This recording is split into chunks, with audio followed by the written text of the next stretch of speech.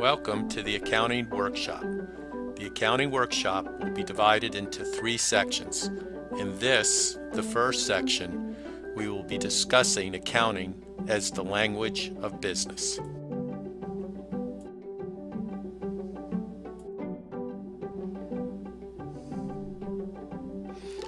What is accounting?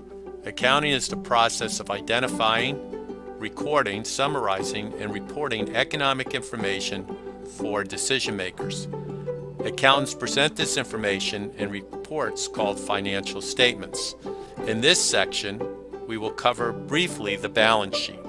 In the third section of the workshop, we will cover the income statement and statement of cash flows. The accountant goes through a variety of steps in analyzing and recording the accounting information. Most of those steps will be discussed during Section 2.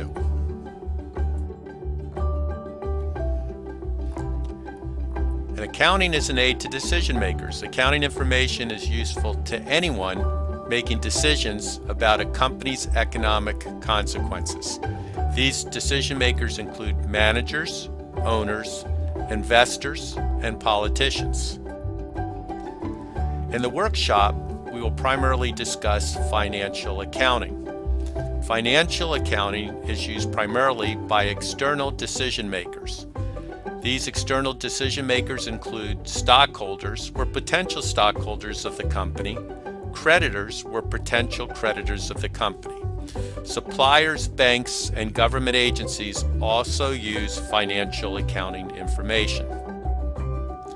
The annual report is prepared by management and informs investors about the company's past performance and future prospects. The annual report includes the company's financial statements, the income statement, balance sheet, and statement of cash flows. There will be a link provided to you to the Investors Relations section of the website for Walmart, Kmart, and Target. Please take a look at these companies' annual reports. The annual report includes a letter from corporate management, management discussion and analysis, footnotes explaining many elements of the financial statements in more detail, the report of the independent auditors, a statement of management's responsibility for preparation of the financial statements, and other corporate information.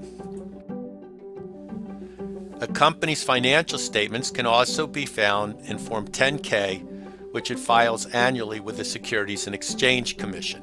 The 3 major financial statements are the balance sheet, the income statement, and statement of cash flows. The balance sheet focuses on the financial position of a company on a particular day.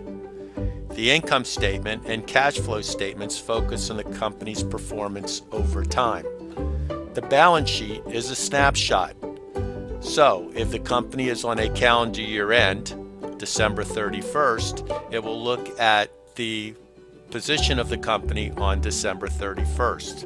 Whereas the income statement will look at everything that occurred in the company from January 1 through December 31st. This is also true with the statement of cash flows.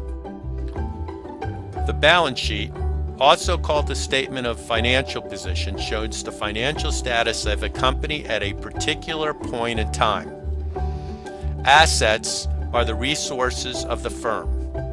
Liabilities and owner's equity are the claims against those resources.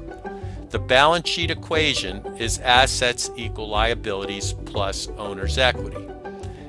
In a publicly held company, a corporation, owner's equity is typically called shareholders' or stockholders' equity. Assets are economic resources that the company expects to help generate future cash flows or reduce or prevent future cash outflows. Examples of assets are cash, receivables. Receivables means someone owes cash to the company. Inventories, goods held for resale, and equipment. Liabilities are economic obligations of the organization to outsiders, creditors. They are things that the company owes. For example, a debt to the bank in form of a note payable. Note means that it's documented in writing. Payable usually means that the company owes cash to someone else. Owner's equity is the owner's claim on the organization's assets. Owner's equity is made up of two components that we will discuss later. Open account is the practice of making most purchases on a credit basis instead of a cash basis. Accounts receivable are assets that result from the sale of goods or services on an open account. Accounts payable are liabilities that result from the purchase of goods or services on open account. Inventories are assets held by the company for the purpose of sale to customers. Every transaction of a company or entity affects the balance sheet equation. An entity is an organization that stands apart from other organizations and individuals as a separate economic unit. A transaction is any event that affects the financial position of any entity and that can be readily recorded in money terms. An account is a summary record of the changes in a particular asset, liability, or owner's equity item. The double entry accounting system records each transaction in at least two counts. A compound entry affects more than two balance sheet accounts. You may recall from a previous slide that assets equal liabilities plus owners or stockholders' equity. This is the basic accounting equation. It never goes out of balance. So after each and every transaction, the assets of the company must equal the liabilities plus the owner's equity accounts. Here's an example of a transaction. Transaction 1, the owners of the company invest $400,000 into the company. It increases an asset, cash. It also increases owner's equity, capital, by $400,000. Investment by owners into the company, capital, is one of the two components of stockholders' equity. Assets always equal liabilities plus owners or stockholders' equity. We'll now look at transaction 2. The company takes a loan from the bank of $100,000. You notice in transaction 2, we increase an asset, cash, by $100,000, and we increase a liability, note payable. Again, note means it's documented in writing. Payable means we owe cash by $100,000. You notice that after the second transaction, assets still equal liabilities plus stockholders' equity. Total assets equal $500,000, total liabilities equal $100,000, and the investment by owners equal $400,000 for a total of $500,000.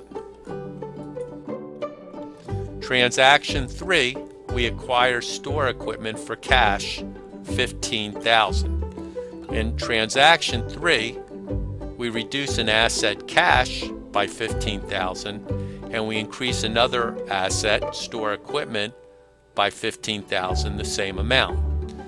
After transaction 3, assets still equal liabilities plus stockholders or owners' equity. This is a simple balance sheet. Notice that the balance sheet is at December 31st. It is a snapshot at one point in time. Cash is $485,000. Store equipment is $15,000 for a total of $500,000. The liabilities, no payables, $100,000. Barry Capital, where the investment by owners is $400,000, so total liabilities and owners' equity equals $500,000. With balance sheet accounts, where we end one period is where we start the next period.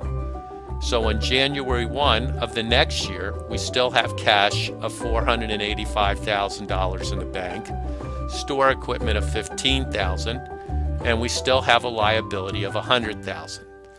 With a balance sheet account, it is a snapshot. Where we end one period is where we start the next period.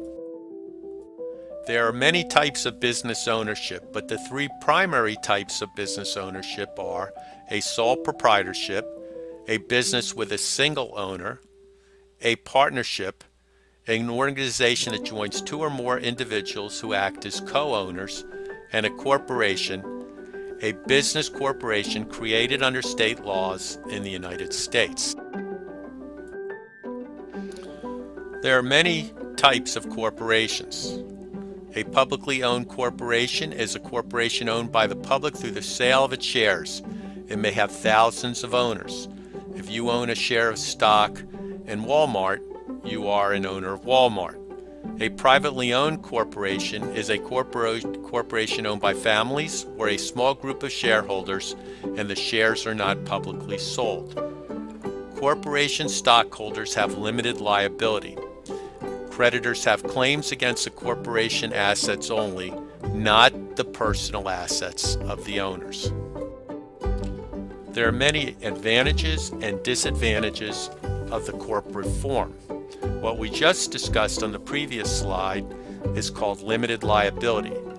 The fact that creditors only have claims against the assets of the corporation and not the assets of the owners. This is an important advantage of the corporate form. Other advantages of incorporating are easier transfer of ownership, ability to raise capital from hundreds or thousands of potential stockholders, continuity of existence. When the owner of a corporation dies, the corporation continues to exist, and prestige.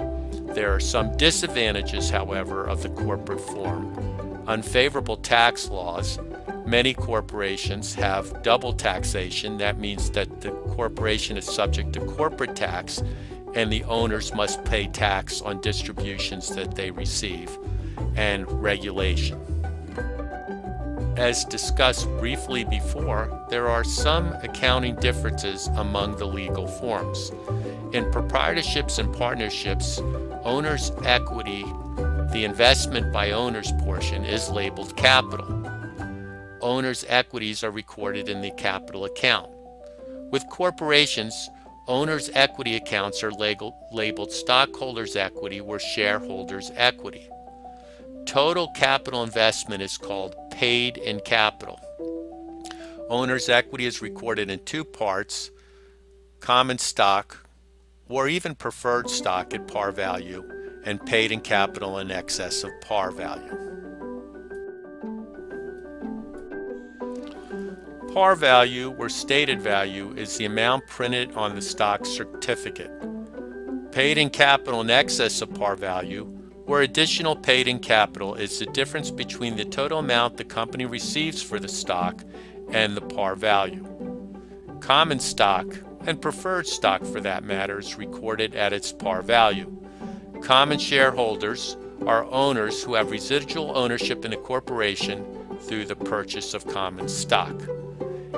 Let me give you an example. If a common stock had a par value of $1 and the company issued or sold 1,000 shares of common stock for $10 per share, the common stock account would be recorded at $1,000. 1,000 shares at $1 par, $1,000. Paid-in capital in excess of par, where additional paid-in capital would be $9,000. 1,000 shares times 9. The par value of the stock was 1, but the stock was issued or sold for 10. $9 per share in excess of the par value. Shareholders elect the board of directors of a company to look out for their best interests. Members of the board often include the CEO, the president of the corporation, university presidents, professors, attorneys, and community representatives. The chairman of the board may also be the top manager, the chief executive officer. The board's duty is to ensure that the managers act in the interest of the shareholders. When boards do their duty in monitoring management, the corporate form of the organization is effective. The stockholders, or shareholders, vote in proportion to the number of shares they own for the board of directors. Usually, stockholders or shareholders cast their vote through what's called a proxy. The board of directors then hires the management of the firm.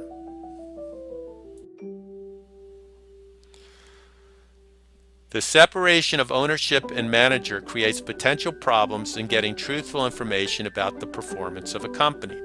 So again, if you are a shareholder of a company, you are an owner. You really don't know what's happening day to day. You must rely on managers to tell you the truth. The auditor examines the information that managers use to prepare the financial statements and provides assurances about the credibility of those statements. The certified public accountant issues what's called the auditor's opinion. This third-party assurance about the credibility of the financial statements is called the audit report. Certified public accountants, or CPAs, are public accountants who offer services including auditing, making sure that the financial reports are prepared in accordance with the rules. These rules are called Generally Accepted Accounting Principles, or GAAP. They also prepare income taxes and do management consulting to the general public on a fee basis.